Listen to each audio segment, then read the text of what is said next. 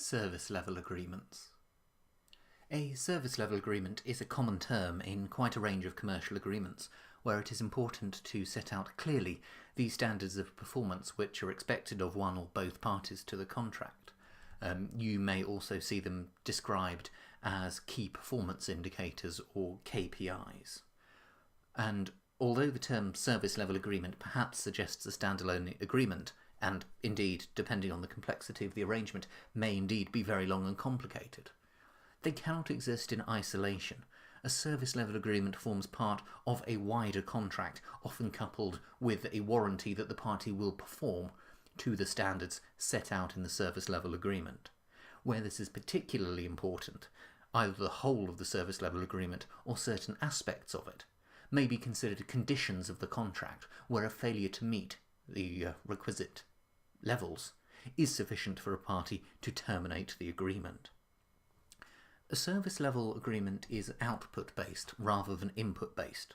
You don't necessarily mind how the provider achieves the necessary outcomes, but only that those outcomes are met.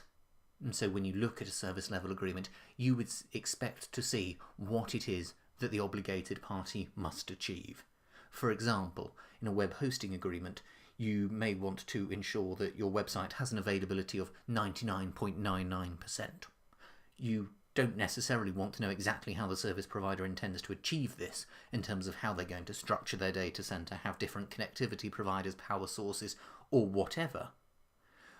Your interest is simply that the provider hits that 99% target.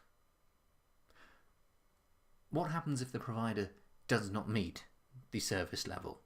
There's no one set approach to determining what happens if the service level is not met. Some parties will want a refund.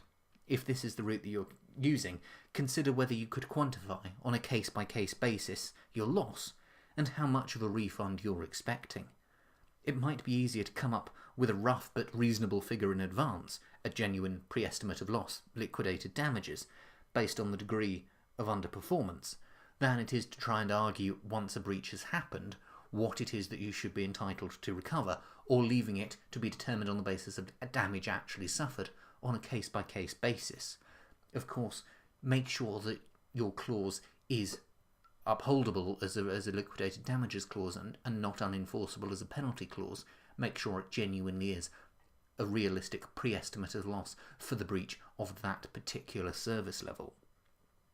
You could look for a free extension of the term of the contract, adding on free days or months or hours after the expiry of the initial term of the agreement for every time there's a breach. Of course, if the service really is so flaky and you find yourself claiming a lot of free days, probably the last thing you want as a remedy is the right to use the supplier for even longer. Chances are in that situation you simply want to get out of the agreement. A third notion which you commonly see is the idea of service credits, a cross between a refund and additional services. These are effectively tokens with an internal value assigned to them, which you can use to buy other services from the supplier or deduct sums owed by you. I've included in the notes a link to an article by two excellent UK IT lawyers, Roger Bickerstaff and Anna Cook, on this topic, which is very much worthy of your time.